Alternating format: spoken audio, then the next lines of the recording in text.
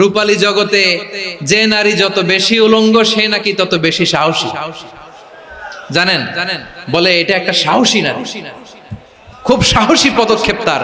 যত বেশি শরীর থেকে কাপড় নামাতে পারবে, যত বেশি বস্ত্রহীন হয়ে নিজেকে প্রেজেন্ট করতে পারবে, সে নাকি তত বেশি সাহসী। আমার চট্টলার ভাইয়েরা, শয়তানের প্রথমে এজেন্ডা ছিল বনি আদমকে বস্ত্রহীন করা। সে আদম এবং হাওয়া আলাইহিস সালামকে নিষিদ্ধ গাছের ফল খাইয়ে তাদেরকে বস্ত্রহীন করেছে। এই জামিনেও সে আমাদেরকে বস্ত্রহীন করতে চাইবে।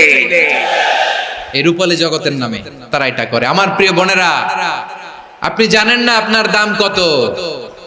ওরা আপনাদেরকে বিজ্ঞাপনের সস্তা পণ্য বানাতে চায়। ওরা আপনাদেরকে ওদের ভোগের লিপসার টুলস বানাতে চায়। ওরা আপনাদেরকে দিয়ে ওদের খায়েশ পূরণ করতে চায়। এটা আপনাদের জন্য মোটেও ডিগনিটি নয়, এটা আপনাদের জন্য সম্মান নয়।